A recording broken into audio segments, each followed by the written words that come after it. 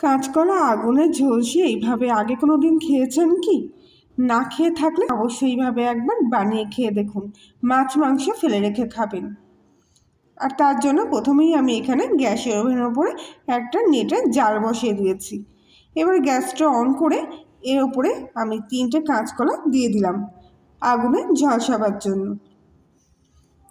আমি কিন্তু কাঁচকলার গায়ে কোনো তেল কিংবা কিছু মাখিয়ে নিইনি, এমনি ডাইরেক্ট কাঁচকলা জলে ধুয়ে ভালো করে জলটা শুকিয়ে নিয়ে তারপরে কাঁচকলাগুলো আগুনে এইভাবে ঝলসে কিংবা পুড়িয়ে নিচ্ছি।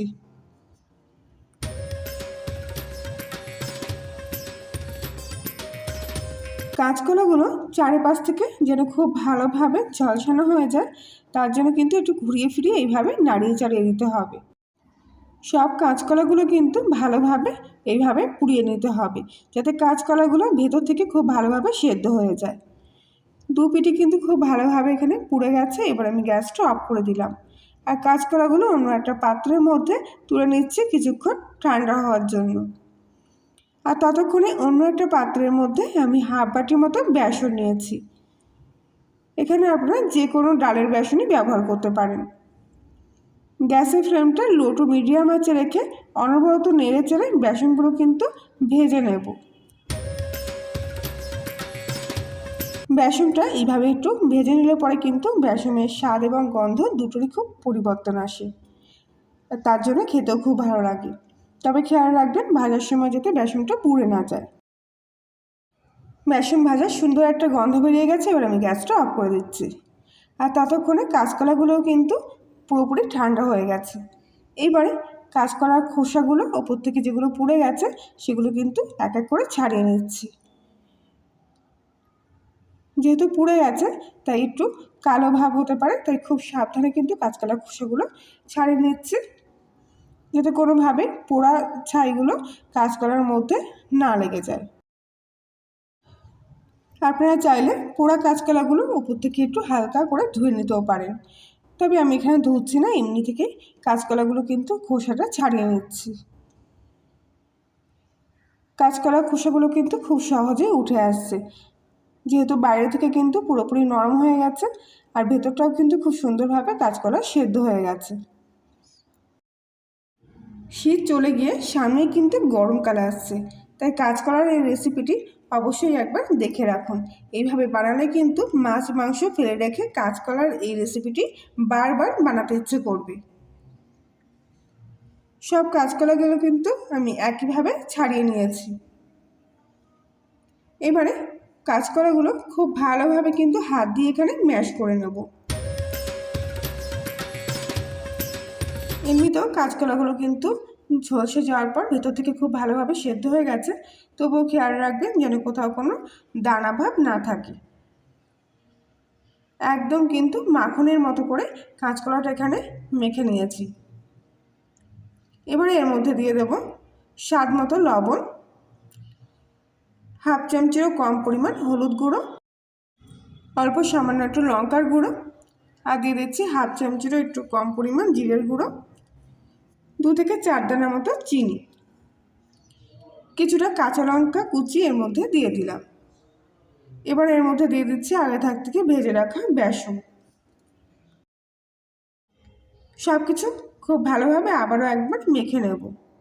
চিনিটা অপশনাল, এটা আপনারা নাও দিতে পারেন, তবে রান্নার স্বাদটা বজায় রাখার জন্য কিন্তু চিনিটা এখানে ব্যবহার করলাম। বেসনটা কিন্তু এখানে অবশ্যই ভেজে নেবেন, তাহলে দেখবেন সুন্দর একটা বেসন ভাজার স্বাদও আসছে আর গন্ধটা কিন্তু দারুণ বেরোচ্ছে, অনেকটা ধোকার মতো। ডোটা এখানে মাখা হয়ে গেছে। এবার একটা প্লেটে কিছুটা তেল ব্রাশ করে ডোটা নিয়ে নিলাম।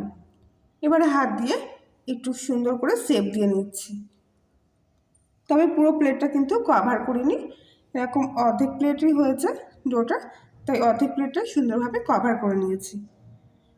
এইবারে চাকু দিয়ে এখানে আমি লম্বালম্বি করে ফালি করে নিচ্ছি। এবারে এরকম ত্রিকোণভাবে আর একটা ফালি দিয়ে নেব। আপনারা যেরকম শেপের পছন্দ করবেন সেরকম শেপ দিতে পারেন, তবে আমার এখানে রম্বস আকৃতি পছন্দ, তাই এগুলো রম্বস আকৃতি করে নিলাম। দেখুন কত সুন্দর বরফি বরফি মতো পিস হয়ে গেছে। এবারে একদম সামান্য তেল দিয়ে এই বরফিগুলো আমি ভেজে নেব। খুব একটা বেশি কিন্তু এখানে তেল লাগে না, দেখুন যেইভাবে তেল দিয়েছি সেইভাবেই রয়ে গেছে। অল্প তেলে কিন্তু এই বরফিগুলো খুব ভালোভাবে ভাজা হয়ে যাবে। তবে উল্টে পাল্টে একটু ভালো করে লাল করে ভেজে নেব। আজকের এই কাঁচকলার রেসিপিটি সম্পূর্ণ দেখার পর যদি আপনাদের ভালো লেগে থাকে তাহলে প্লিজ ভিডিওটি অন্যদের সাথে শেয়ার করবেন।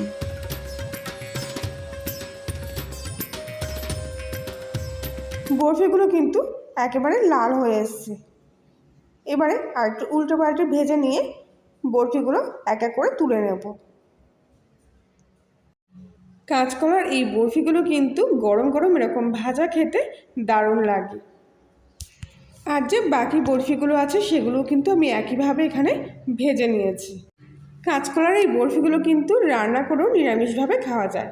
আর তার জন্য আমি এখানে হাফ চামচি হলুদ গুঁড়ো, সামান্য লঙ্কার গুঁড়ো, হাফ চামচি জিরের গুঁড়ো, সামান্য একটু চিনি আর স্বাদ মতো লবণ দিয়ে অল্প একটু সামান্য জল দিয়ে মশলাটা কিছুক্ষণের জন্য ভিজিয়ে নিলাম।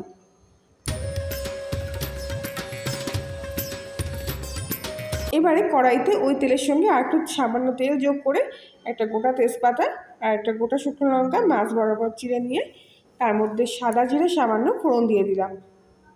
ফোড়নটা একটু ভাজা হয়ে আসলে এর মধ্যে দিয়ে দেবো একটা গোটা টমেটো কুচি আর দিয়ে দিচ্ছি কিছুটা কাঁচা লঙ্কা চেরা। টমেটোটা এই সময় দিলে কিন্তু খুব ভালোভাবে গলে যায় আর কাঁচা টমেটোর গন্ধটাও আর থাকে না। টমেটোটা সম্পূর্ণ গলে এসছে। এবার আমি এর মধ্যে দিয়ে দেবো আগে থেকে পেস্ট করে রাখা মশলা। গ্যাসের ফ্লেমটা সিম আঁচে রেখে কিছুক্ষণ কিন্তু মশলাটা ভালোভাবে কষিয়ে নেব।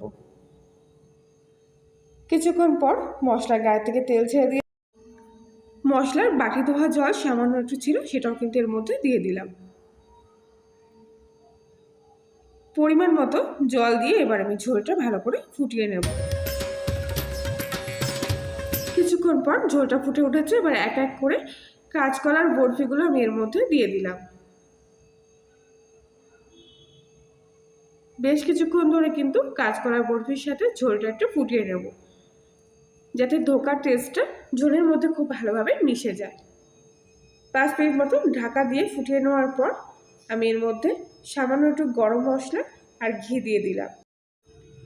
ধোকার ডালায় কিন্তু ঘি গরম মশলার কম্বিনেশনটা দারুণ লাগে, স্বাদে গন্ধে একেবারে অতুলনীয়। আর রান্না কিন্তু পুরোপুরি কমপ্লিট। এবার আমি গ্যাসটা অফ করে দেবো আর কিছুক্ষণের জন্য রেস্টে রেখে দেবো। রেসিপিটি ভালো লাগলে লাইক এবং কমেন্ট করবেন। আর কলিনের রান্নাঘরে আপনি যদি নতুন সদস্য হয়ে থাকেন তাহলে প্লিজ চ্যানেলটি সাবস্ক্রাইব করে পাশে থাকবেন। পাশের বেল আইকনটি প্রেস করবেন নতুন কোনো ভিডিওর আপডেট পাওয়ার জন্য। আর আজকের মতো এই পর্যন্তই, আবার দেখা হচ্ছে অন্য একদিন। ততক্ষণ সবাই ভালো থাকবেন।